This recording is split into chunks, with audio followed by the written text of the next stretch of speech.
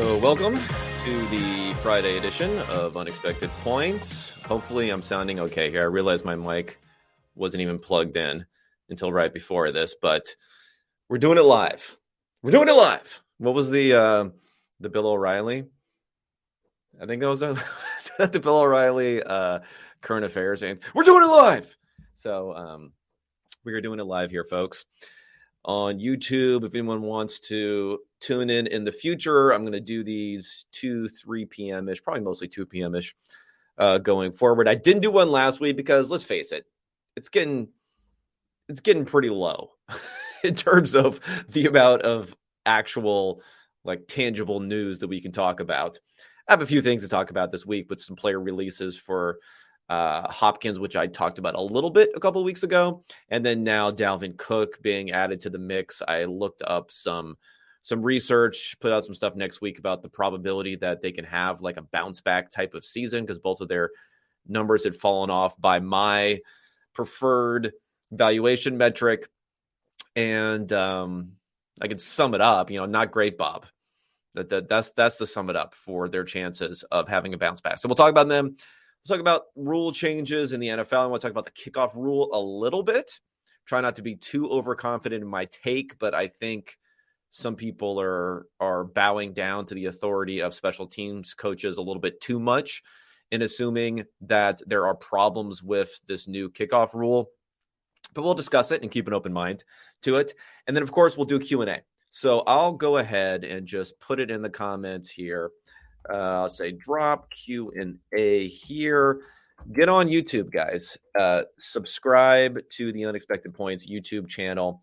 Find this and get on here and drop me any Q&A that I'll eventually end up getting to. Shouldn't be too long.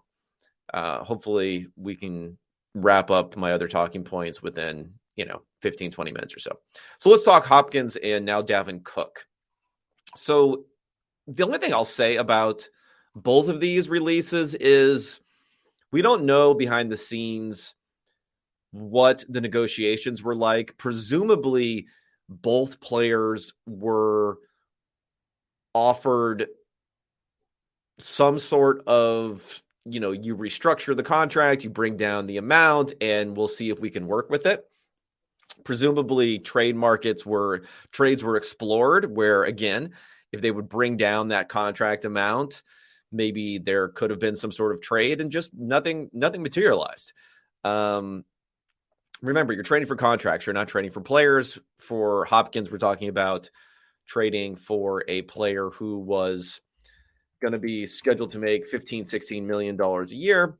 For Dalvin Cook, we're talking about a contract where he signed that extension, and then for this season, his base salary for this season, $10.4 million. Hey, the guarantees, minor on there.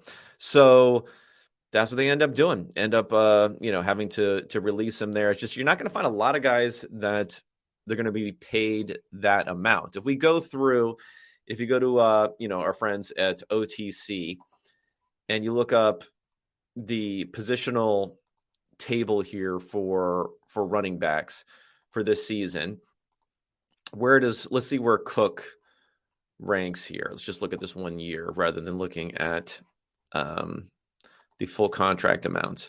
So if we bring up the cash spent amount for these guys this year, Cook was going to be number 5 in the NFL at 11 million cash. The only guys are higher cash spent this year is Bijan Robinson. Now that includes his signing bonus, I'm pretty sure there. Christian McCaffrey at 12 million.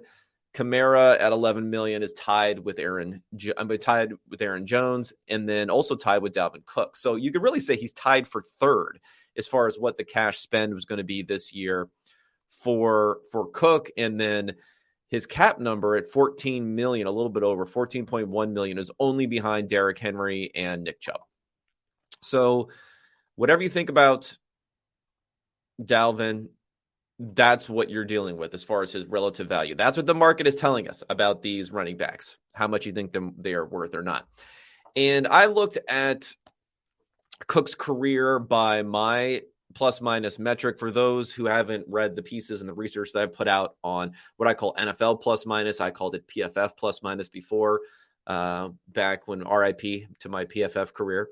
There, and it's basically looking at on-off splits, clustering players, similar players, and then doing some regressions on it to try to get a points-based number for how much a player is worth over, the replacement type of level player. So for Cook, this last season, not good. Down to his negative 4.7. And this is kind of versus, your average-ish sort of backup. So negative 4.7 points, whereas in 2021, it was about 6 points. In 2020, he peaked out with over 20 points. That was a huge season for him in 2020. In 2019, it was about 10 points. And then his first couple of seasons, he was good, not great. So his production, not only by aggregate stats, not only by your counting stats that most people are going to judge running backs by, because we really have nothing better. Or at least people are not familiar with anything better to look at. They're going to say, hey, he played 17 games. He put up 1,100 yards. He had 8 touchdowns. Not bad for him. Well, down to 4.4 yards per carry is part of it.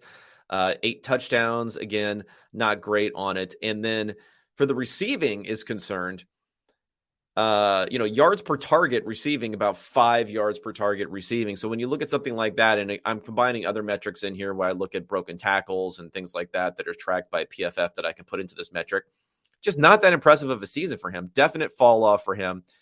And he's hitting what's going to be his age 28 season. Now, again, the big season he had, 2020, a lot of that was driven by the 5.0 yards per carry and the 16 touchdowns. And touchdowns are probably a little bit overweighted.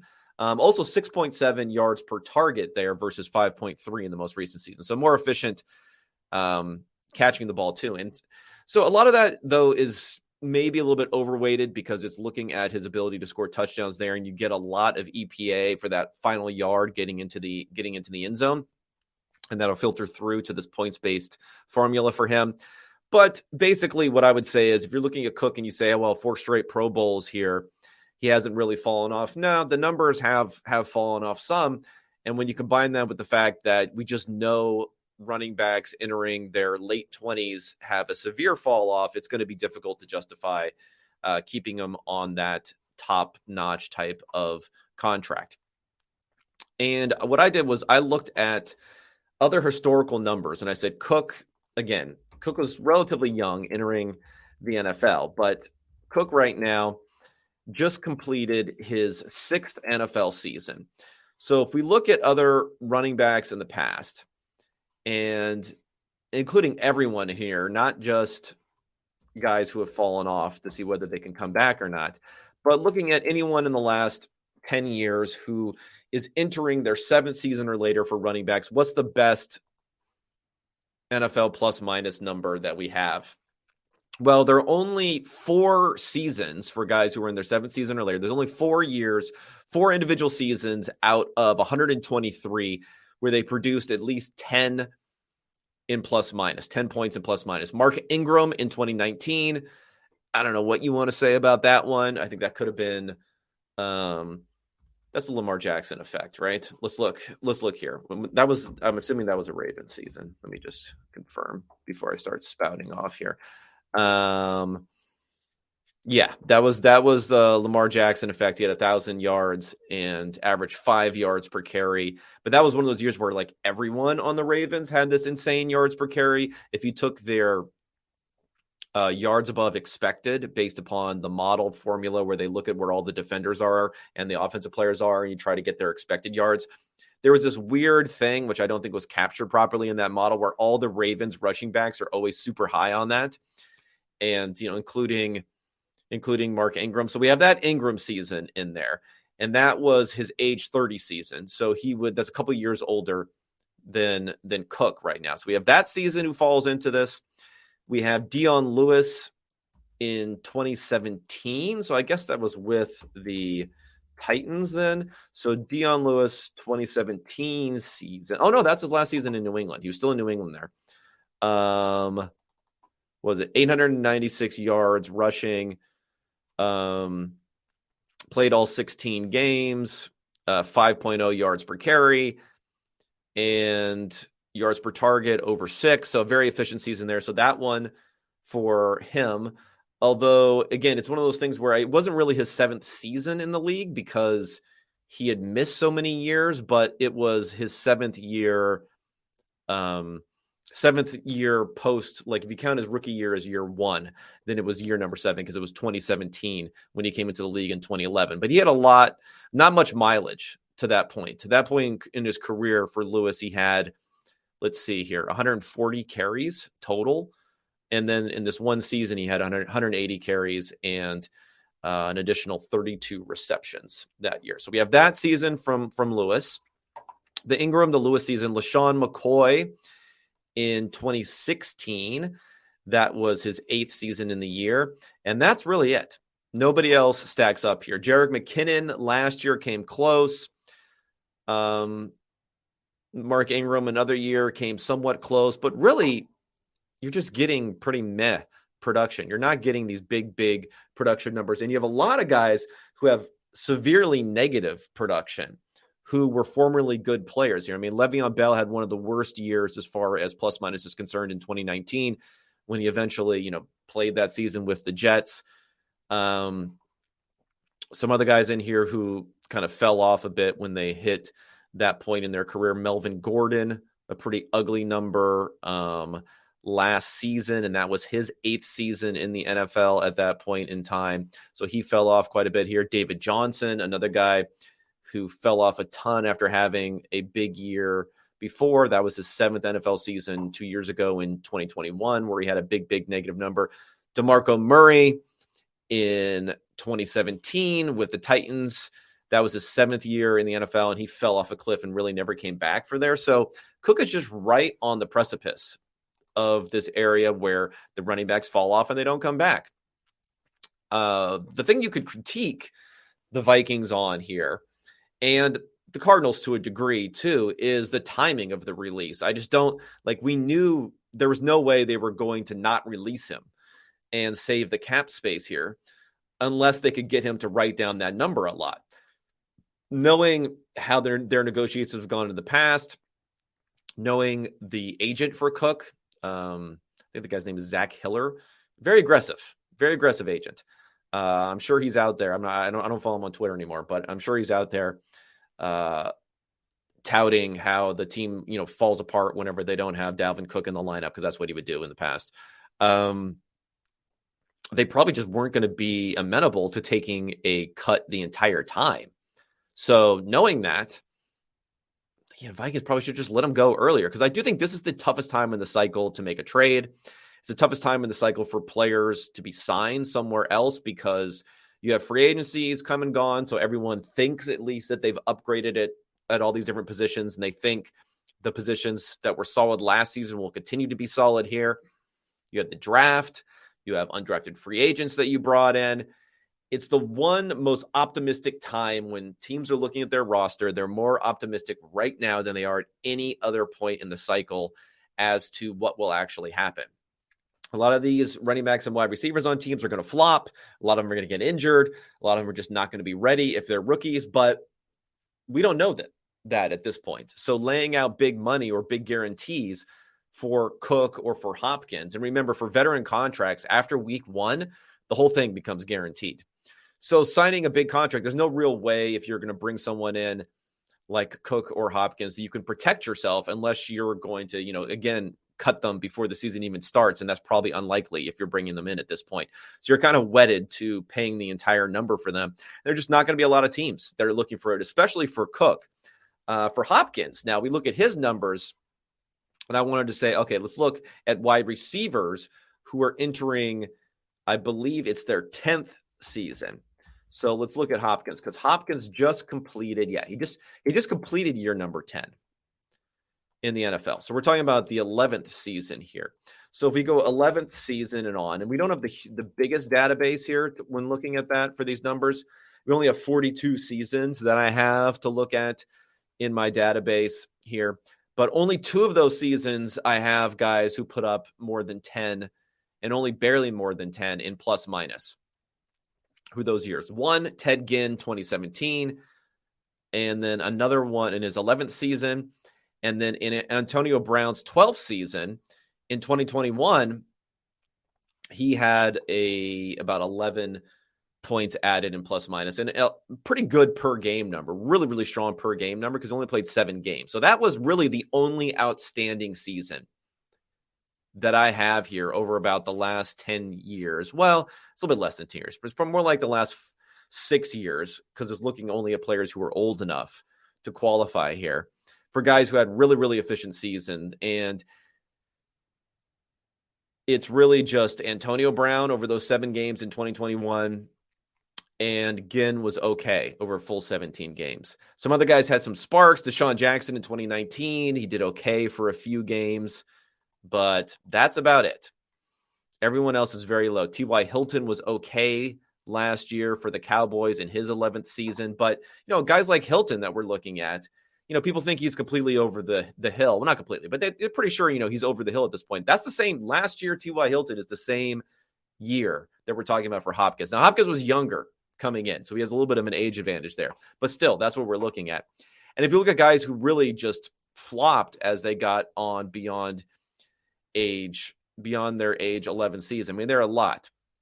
Golden Tate in here, Brandon Marshall, Marvin Jones Jr., Emmanuel Sanders, Julio Jones, RIP. Julio last season was pretty bad, and that was Julio's 12th season. So about a year more than what we're talking about for Hopkins. A lot of these guys just fall off a cliff. So it's not that Hopkins can't bounce back. It's not an impossibility, but there just aren't a lot of historical precedent for seeing this other than Antonio Brown. And I think what you've also seen, and there's been studies on this, is that the smaller wide receivers tend to age better than bigger wide receivers.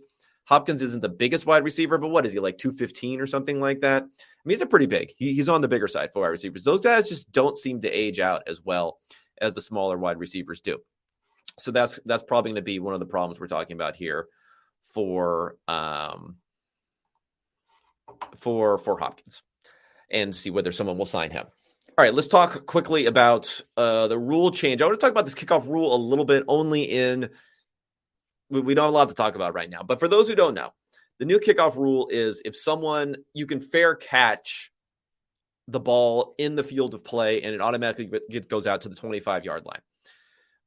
So it's not a touchback goes out to the 25. Remember, that was an adjustment that they made a number of years ago to try to encourage fewer kickoff returns, basically, is allowing the touchback to go out to the 25 instead of the 20 to incentivize that a little bit. Now, some teams have tried to not kick it in the end zone and make teams return it. And I think they just want fewer and fewer of these types of plays in the NFL. The NFL doesn't want them because it has by far and away the highest concussion rate of any play in the NFL. And it's not really the returners we're talking about here. It's really the guys who are either on coverage or blocking that have the high concussion rate. I think there's something like 19 concussions last season on kickoffs. And if you think about these kickoffs, they're only actually being returned somewhere around 40% of the time. So around 60% of the time, we're getting balls that are touchbacks anyway, or I guess in rare occasion going out of bounds. So they're only being returned 40% of the time now. They're trying to lower it even further with this rule. It was something that was unanimously panned by coaches, but the NFL basically, kind of twisted the arm of the competition committee and others to approve this rule. It's a trial rule, just like the when they opened up DPI, defensive pass interference, to review, and then it just expired after a year. This also will expire after a year if they decide not to make it a permanent rule. Now, the coaches don't like it, and I'm open to objections to this, but I don't know. I haven't seen anything that I find convincing, because there's one Saints coach in particular, whose name is, let me get it right, Darren Rizzi. a longtime special teams coordinator. Mike Triplett who was a reporter, formerly ESPN. I think he's at NewOrleans.com, NewOrleansFootball.com, which is it New Orleans Football? I want to make sure I'm saying the right thing here. It is NewOrleans.football. So that's an operation that was an independent operation that was started there. So he says that he's been an advisory, this special teams coordinator for the Saints. He's been an advisor. He thinks, number one, he said this, and a few other people have said that they think there could be unintended consequences where there are even more returns than they think because of this. I don't know. And he mentioned squib kicks as a potential, because if you squib it, they can't fair catch it. They're forced to return it. I don't know.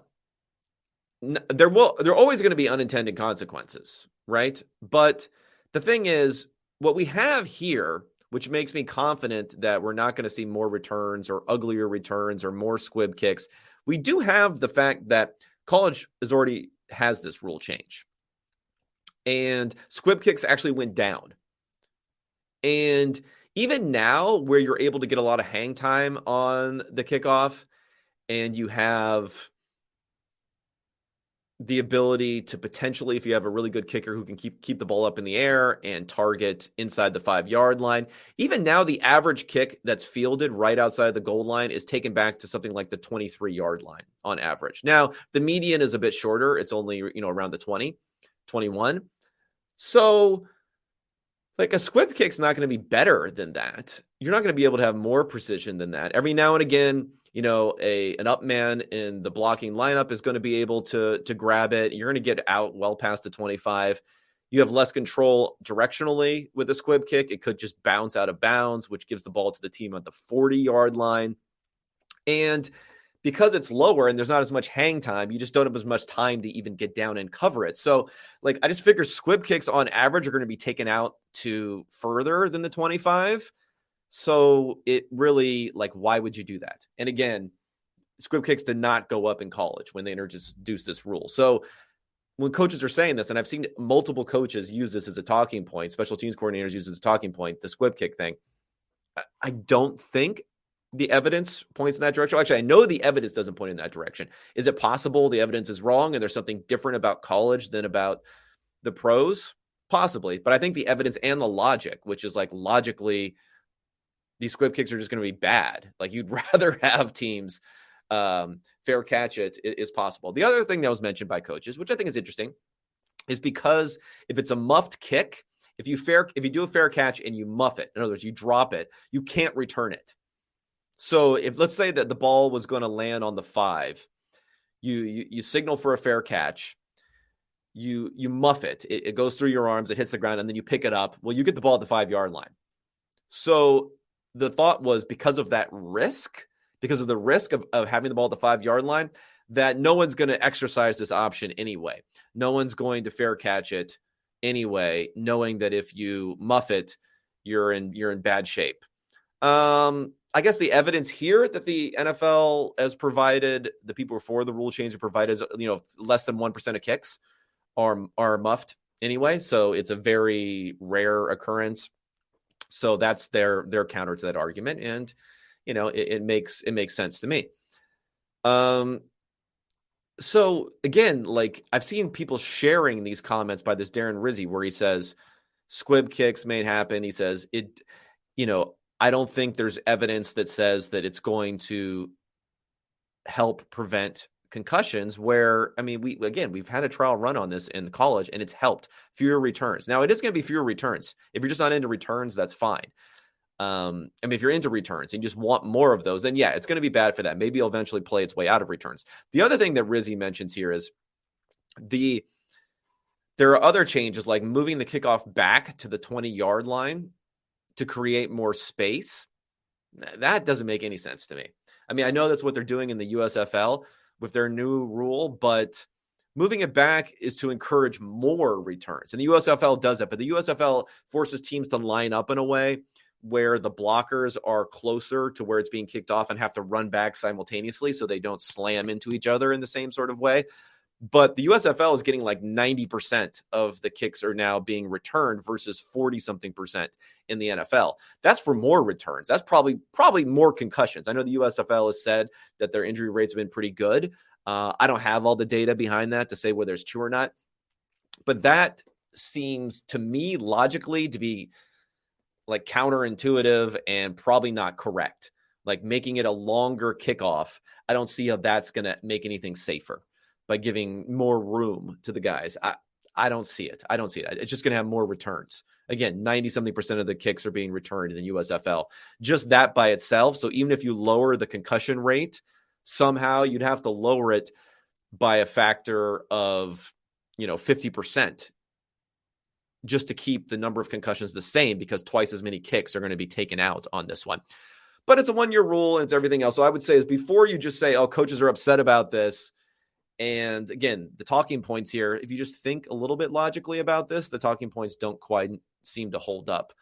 I was going to ask friend of the show, Mike Lopez, who I'm sure was involved in this. Of course, he was involved, I'm pretty sure, in getting DPI to be reviewed. And then that kind of flopped out when the refs refused to call it. I'm sure that he helped put together a lot of the data on this. And I think just safety is going to conflict. And I don't know if coaches are purposefully are like cynically against this rule change because they just want more returns. But it is a thing that special teams is under attack in the NFL. If you think about it, like going for it on fourth down, not having kickoffs, all these sorts of things take away from the special teams reps, which is becoming less and less of a thing. But I just think the kickoff maybe eventually will go the way of the dodo bird here. Because at a certain point, you're just looking for your excitement, your entertainment value that you're getting versus the cost of concussions. And I'm not sure it's there. I know a lot of guys prove themselves on special teams as their way to get into the NFL in other ways, but I don't know. We'll have to figure out other ways for guys to get in and get on the roster there. All right, let's go to Q&A here. Again, anyone who wants to leave comments here on YouTube that is listening along to me ramble on here about exciting things like kickoff rules, go ahead and drop one in there and I'll get through these and we'll all go about our weekends here. All right, this is from Man from BC. So I'm put this up here. It says, based on actual value created on the football field, QBs are often considered underpaid still. If you allocate salary cap solely based on value, how much of the cap would go to each position? That's a good question. Now, I think this is a issue with valuation in the context of separating it out and valuing each player by a number metric and each position by a number metric versus how you're going to build a roster. Because you're right. I mean, if we're talking about, for instance, this plus minus metric that I have, the best non-quarterback types of seasons are going to be in the 30 to 40 range. Okay. So let's think about that in our heads. 30 to 40 range are the best seasons. And if a quarterback is injured, the best way I think to think about that is you're going to lose on the spread, depending on how good that quarterback is, how good the backup is, all this sort of stuff. It's going to be, 3 to a max of maybe 7 points if we're talking about a really big quarterback. I guess it could be more. I think when Aaron Rodgers went out back in 2017, it might have been even higher when he got injured for that season. But even so, let's just say 5 points for a quarterback going out. Oh, let's make it lower. Say 4 points.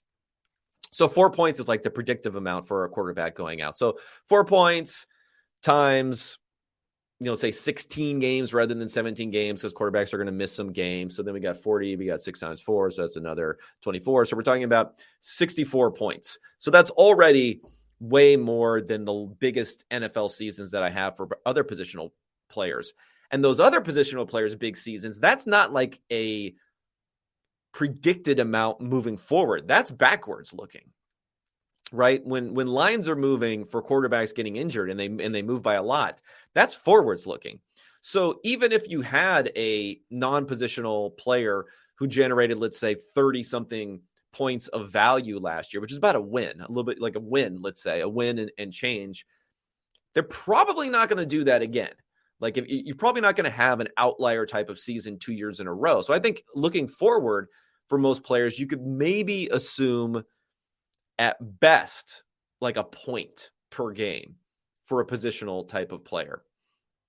So like a 16, 17 points versus 3 to 4 points a game for a quarterback. Now, if you look at that metric and you say, okay, well, let's apply this to contracts. Well, that would say quarterbacks should be making, 2.5, 3 times what any other player in the league is. And obviously, that's getting close to the case, but it's not the case. You still have players who are close to, let's say, 30, and then quarterbacks who are more now getting into the 50s.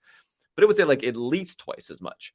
So if you apply that, you'd say quarterbacks are still undervalued. You say quarterbacks should be making somewhere around the like 75 to 80 million type of number.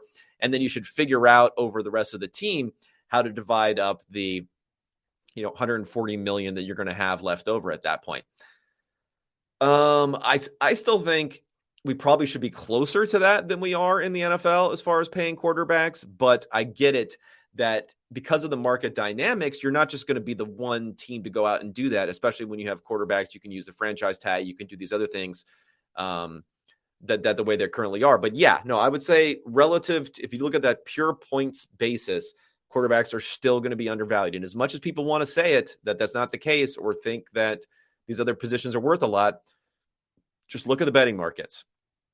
Unless you have a cluster of non-quarterback injuries, barely moves ever going forward. And it'll move again when Aaron Rodgers is out and you have to bring in Brett Hundley. It moves like 7 points, which is just an enormous number. Absolutely enormous number. We're talking about over 100 points of value over a course of a season, and just no non-quarterback player is going to come close to that one. The rest of the positions, as far as my valuations have shown, edge rusher, wide receiver are kind of in a tier, along with interior pass rush are in a tier there. Second tier is really almost cornerback by themselves. Really great safety coverage is okay there. Tackles is in that first tier also, I forgot to mention. And then we're talking about guards and linebackers, if they're really good coverage linebackers. And then safeties are pretty low. And, of course, running backs are pretty low. And then we get into the special teamers. This is from Lucas. Can you speak to Joe Mixon's non-release considering his contract and age? Yeah, this is an interesting one. I think for Mixon, I thought there was a better chance that he would get released. But let's remember, he did sign this extension that goes through 2024. So the release here, let's pull it up, would be 10 million in cap savings, which is interesting. There's a 12 million cap number, 9.4 million base salary. Yeah, that one's a weird one to me as to why they don't release him. But they obviously had not really planned for this, because if you look at the depth chart for the Bengals and at running back here, Chase Brown, number 2, according to ESPN, Travion Williams, and then Chris Evans, who's been there for a while.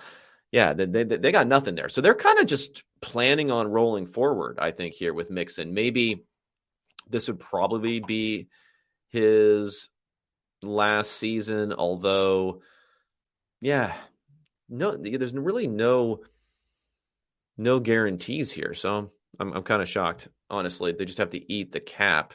I mean, eat the signing bonus here. So yeah, I don't know what's going on with the Bengals, but they're not planning at all for letting Mixon go. They must really care about him here, because P. Ryan left also, and they really did nothing to fill it. So I don't know. It's a head scratcher for me, honestly. Okay, last question we got in the queue here. We might get out of here super early today. This will be good. Q&A. Given the NFC's talent gap relative to the AFC, do you expect to see a disproportionate amount of teams tanking in 23? No, I don't seem to see that. I don't think we'll see that. If you look at the teams, I think, who are in a situation where they can realistically tank. Well, actually, I don't want to say it too quickly, no, because disproportionate, everything is still relative, though. So I do think there might be more teams who are willing mid-season, because we've seen more liquidity, let's say, in trade markets, right? So if we get more liquidity midway through the season, I think there might be more teams who are willing just to trade away pieces in the middle of the season if things aren't going well. Number one, you get better valuations, I think, than anything else. And then just be willing to bottom out in a way in order to get up near the top of the draft to get that quarterback. Teams that I would think of who are in this situation that maybe the Tampa Bay Buccaneers, although Todd Bowles probably gets fired under that situation, but they'd be a team where they have players like, let's say Mike Evans, that they could look to trade to a contender and probably get the most that they could get for him mid-season if a team can free up some cap room for him. So that would be a possibility. I think the Buccaneers, the Cardinals, they have a pretty good runway as far as having a first-year head coach and first-year GM where they could bottom out a little bit more easily. Maybe they just don't bring Kyler back at all. That would be a way to achieve bottoming out. But other than that, I don't know if there's a lot of teams that you can point to that would be able to credibly do that, and the head coach and GM not have to worry about losing their jobs in the process of doing that. I mean, a sneaky one, and I don't think this is really going to happen, but just looking at a sneaky one is the Rams, I guess. Although, I don't know. I mean, Stafford's coming back. This is probably Aaron Donald's last season. They haven't had picks in so long. Could they start trading off some guys? I mean, they've already been releasing, obviously, in the offseason. Could they look to potentially trade someone mid-season? Maybe. The sneaky one is the Rams. Another sneaky one, because I think LaFleur could withstand this, is the Packers. Like, if the Packers start going down, I don't know. You got Bakhtiari's getting a little bit up there in age. Could they look to trade him away, eat a bunch of cap in doing so, bottom out? And if Jordan Love just isn't the guy, he could be a good, like, tanking type of quarterback. But I don't really see anyone else. I don't know if there's any other ideas out there for other teams that could really credibly do this with their current situation. I mean, the Commanders would be a choice, but the thing is, they still got Rivera there. And I think he holds a lot of sway in the front office too. So, like, he'd have to get fired mid-season, and then maybe they could think about selling off some pieces and things like that. But the only reason I think it might be a little bit more prevalent this year is because of teams' willingness to make mid-season trades. If that's going to go up proportionally to their willingness that we've seen in the offseason to make trades, then that'll work. Then that will also help teams be able to bottom out in those situations. All right, that's the Q&A here. Again, drop me any comments on Substack if you want me to address some questions for next week. Otherwise, have a good weekend, everyone here. And next week, I'll be coming at you talking to Seth Partnow, who's at StatsBomb now, formerly of the Minnesota Timberwolves analytics department there. But he's working StatsBomb, which is going to be doing stuff on the American football side, plus eventually I think they're going to get into the NBA. So we'll be talking football and basketball. And then 2 weeks from now, I'm going to have Ben Taylor on the pod, who works thinking basketball is his thing. Incredible work. I was following Ben before he blew up, and now his YouTube channel gets like hundreds of thousands of views. Now he's doing videos for the NBA. I was someone who followed him way back when he just had his Back Picks, I want to say, is the site, and his GOAT 40 list, which I loved. So we'll be talking a lot of basketball. Maybe it's how it relates to football too, but he'll be another guy that I'm going to talk to in a couple of weeks. And some other good interviews I'm going to get lined up again. Some of them may not be football related, but always tangentially or always related to some analytical stuff that we can talk about. Review the pod on iTunes if you get a chance. 5 stars only, please. And otherwise, I'll be talking to everyone next week. Thanks so much for the time.